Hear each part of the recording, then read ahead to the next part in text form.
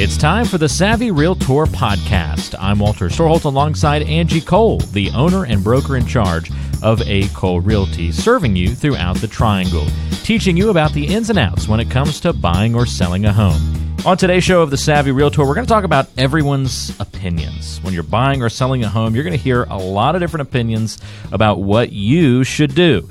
Parents, your agent, even your kids are going to weigh in on how you should price your home, what the backyard should look like, et cetera, et cetera, et cetera. So, Angie, as an agent, I'm hoping you'll give us some examples here about how you've seen opinions and others derail the process and what you had to do to kind of get things back on the right track.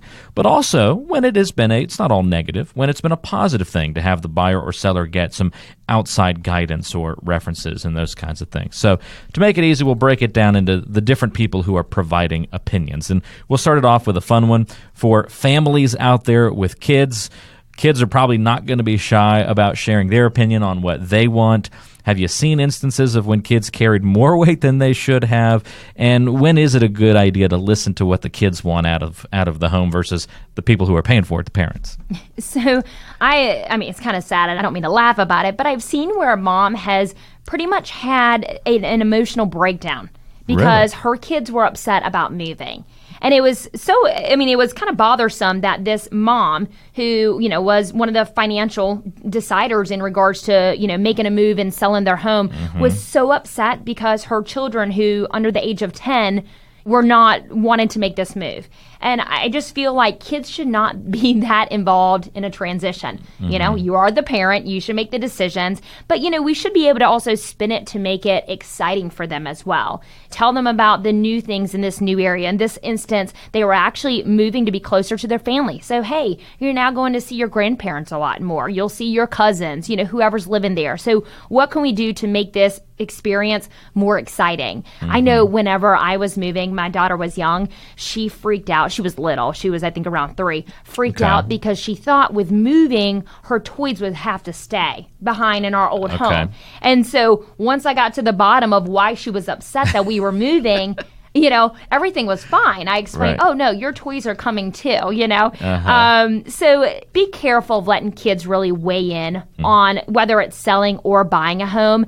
On the flip side, though, we can really make the kids a part of the purchase. So whenever you're buying a home, don't allow the kid to pick the floor plan in the home, but allow them to pick the room color. Make it exciting for them as well, but they should not be the deciding factor when it comes to buying or selling a home. Right. I think that's great advice, and especially as they get older, you can give them maybe even more responsibility. So I know, like, my parents let me pick which room. So they were kind of two that were sort of equal rooms. What side of the house do you want to be in? They kind of let me pick which one. Maybe if you're the elder child as well, you get to pick the room first, and then the next child can. So they took me along on viewing appointments, which I found very educational and very cool, and it was neat to be plugged in part of the process. I know not all kids may find that exciting, but I thought that was pretty neat. The other thing is, and this to me would be, again, I'm just drawing on my own personal experiences here, but maybe you can identify with this, and this is kind of from that positive perspective. I grew up in Greensboro, and my parents were wanting to move to the beach, to the coast. And they were just assuming kind of for a while that, well, once Walter goes to college, we'll go ahead and do that. And I told them, hey, let's go now. And that really did influence them, to spark them to say, okay, well, maybe we don't have to wait. I was gung-ho about it, and that made them more comfortable about, well, let's go ahead and pull the trigger. And it was a fantastic move. I loved going down there. And so there's ways to take that influence and at least confirm what you were already thinking. Or that is true, because I actually speak with a lot of parents who they're in that same scenario where they say, you know what, we want to eventually make a move. We want to eventually downsize, but we need to wait until our last child gets out of high school and goes off to college. So by having that open communication with your children, you know what, your child might be on board. I know growing up, if my parents said, hey, we're thinking about moving to the beach, I'd be like, okay, let's go now. But, sometimes definitely kids can have their own opinions, and a move might not be exciting for them. Maybe they have a lot of friends in the neighborhood, but it all does boil down to the parents should be the ones deciding the move, I feel like. There are times when it's good to listen and to what kids are weighing in with. But for sure. Probably, but don't let them control the process. Don't let them control the process. And, I felt really bad for this one client who, I mean, she was just so upset throughout the process. And the only reason why is because her kids were upset, and now they're happy, of course, but it was, sad to see her just really having a tough time with this move. And it was all because of the kids. Yeah. It's a tough situation. It can be, but there's right ways to handle it. No doubt about it. All right, well, what about the other generation that might be in the equation? So we're the home buyers or the home sellers. We've been listening to our kids, but now what about the parents? This one, I guess, could easily be viewed as going both way.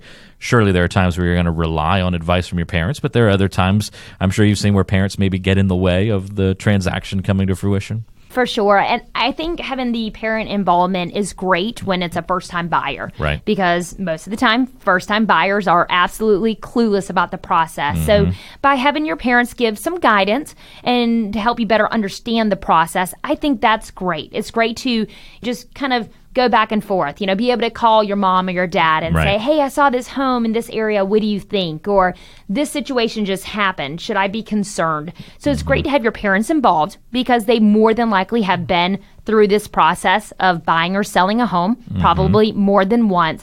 But be careful to not allow your parents to get too involved. For example, you hear of those weddings where it's pretty much the parents' wedding and not, the child who's getting married because the parents are just running the show.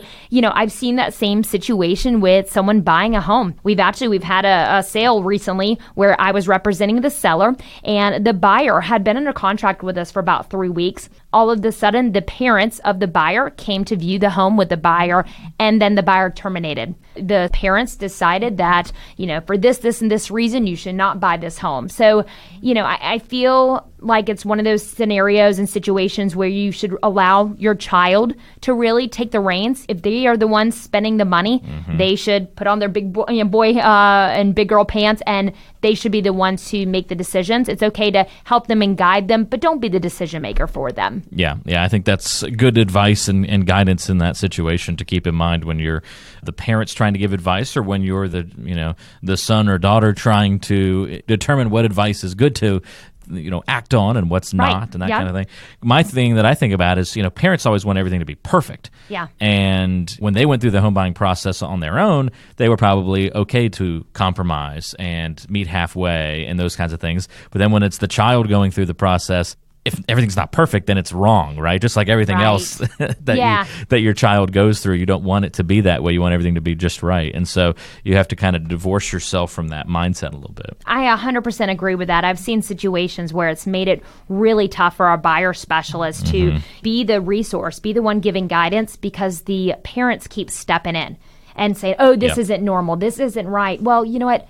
It is normal. This is the normal process. And unfortunately, we wish it could be easy peasy from start to finish, but sometimes we run into hiccups out of our control. Maybe there was a little termite issue. Maybe there was high levels of radon. But it's our job as real estate agents to guide our client, who, is the child, through this process, and having the parents always chiming in sometimes can really, mess up a deal when the transaction was completely fine. The home was fine, but you're right. A lot of times parents want everything to be perfect for their child, and it's not perfect. Yeah, keeps things in perspective. That's really important.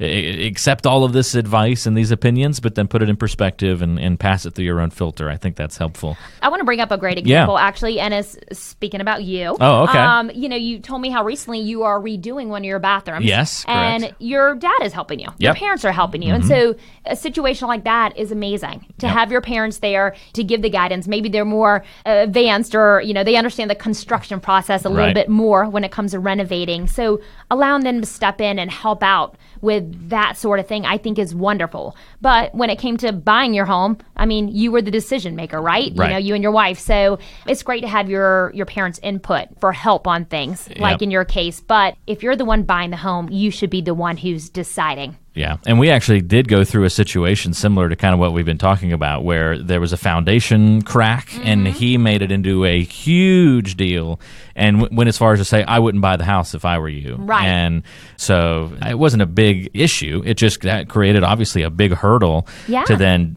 jump across. And that had to be a situation where I talked to the real estate agent at the time, and he was like, look, if we were in a different neighborhood or a different part of the state, this could be an issue if you were seeing a crack like this. But with where you are, it's very normal for these neighborhoods. There's a ton of settling. You're not going to go view a home that doesn't have some sort of hairline crack. The soil quality, the soil can be different from exactly. area to area. Yeah. He's like, so you're not leveling things on the right playing field. He's down at the beach, and it's so he's drawing on that experience. And exactly. It's different, and so we decided to still go through with the home purchase. Yeah. And that had to be a time where I had to say, thanks for your advice, Dad, but I'm going to make my own choice and fall into a sinkhole. No, I'm just kidding. You're still alive. You're and good. The house has been fine. The crack has not expanded. Right. In the 5 years we've been there. Good. It's been okay. But we did take the step of having a structural engineer come out and do a deeper analysis and perspective. Which is a great thing. And you probably got that advice from your father. Yeah. To maybe let's spend a couple extra $100 just to make sure, get the reassurance, which I think is a good thing. Yep, absolutely. So good example of how you can kind of weigh all those different things.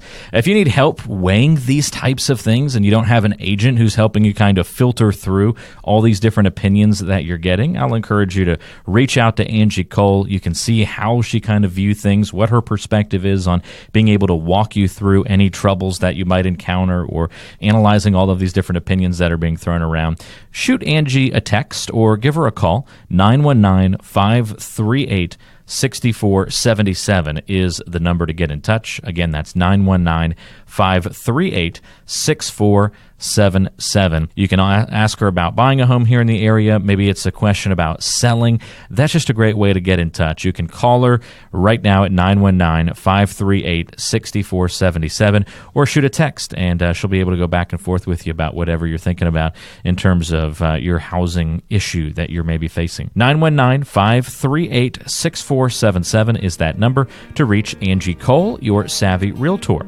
here in the Triangle. 919-538-6477. You've been listening to the Savvy Realtor Podcast. I'm Walter Storholt alongside Angie Cole. She's the owner and broker in charge of A. Cole Realty here in the Triangle. And if you have questions for Angie, we invite you to go online to acolerealty.com. Listen to past podcast episodes on the website, read the blog, and all the great information, including the option to find a home right there on the website. That's acolerealty.com. And you can also call Angie with your questions, 919-578-3128.